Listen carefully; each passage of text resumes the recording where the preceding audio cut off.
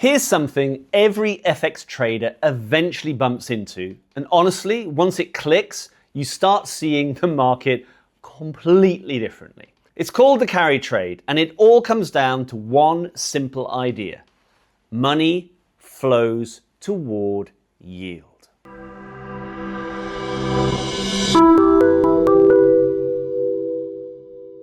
Think about it this way. If you could put your money in a savings account paying 5% or one paying 0.5%, where are you going to put it? Obviously the 5% one. And global currency flows work exactly the same way. When one country has significantly higher interest rates than another, capital tends to move towards the higher yielding currency. And investors, big ones like hedge funds and pension funds, borrow in the low rate currency and invest in the high rate one. They're literally getting paid to hold the trade just from the interest rate gap. And that gap is called the carry. Let's take a real world example because it's been coming up a lot lately, the Japanese yen. Japan has had near zero interest rates for decades. So naturally, many traders borrow in yen, basically for free, and park that money in dollars or wherever rates are higher. As long as the exchange rate stays roughly stable, they collect the interest differential every single day. And that's the carry trade. And here's the magic bit.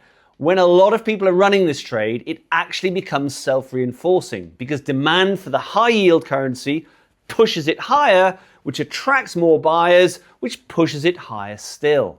But carry trades can also be dangerous. You see, yes, they can run for a long, long time, but they can also unwind really, really fast. When risk sentiment shifts because maybe there's been a financial shock, a policy surprise, a global scare, something like that, everyone rushes to close the same trade at once.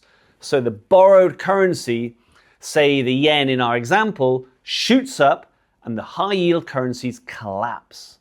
This shift can happen in days and sometimes in hours. So how do you use the carry trade as a retail trader? Well, 3 things to keep an eye on. 1, central bank divergence.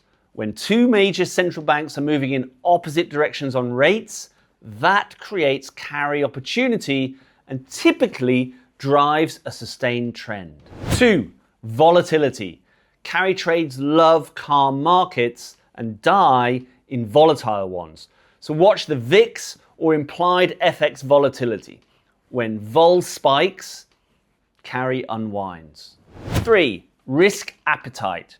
Carry-friendly currencies like the Australian or New Zealand dollar tend to rise in risk-on environments and sell off hard in risk-off.